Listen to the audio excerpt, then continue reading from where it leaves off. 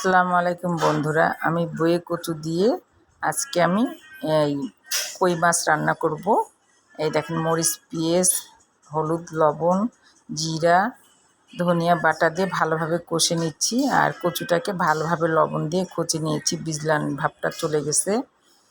তারপরে আমি আলাদা করে সিদ্ধ করে নিয়ে এইভাবে কচুটাকে একটু কষে নিয়ে ভালোভাবে সিদ্ধ করে হয়ে আসলো। তারপরে এখন আমি কই মাছটাকে ভেজে রেখে দিয়েছিলাম, এখন আমি কই মাছ এই যে দিয়ে আমি কষাবো একদম ভালোভাবে।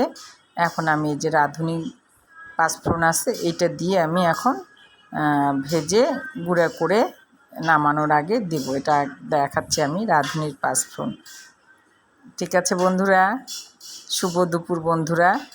এই তো ঢেলে নিয়েছি, এখন ভেজে গুঁড়া করে দিয়ে দেব। আর এটা মাখা মাখা ঝোল হবে কই মাছগুলো। কই মাছ দিয়ে বয়ে কচু দিয়ে খেলে আর খুব মজা হয়।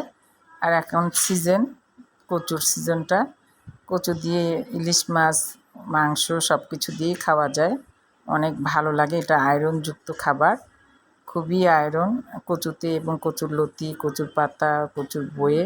এত মজাদার সুস্বাদু রান্না হয়ে গেল।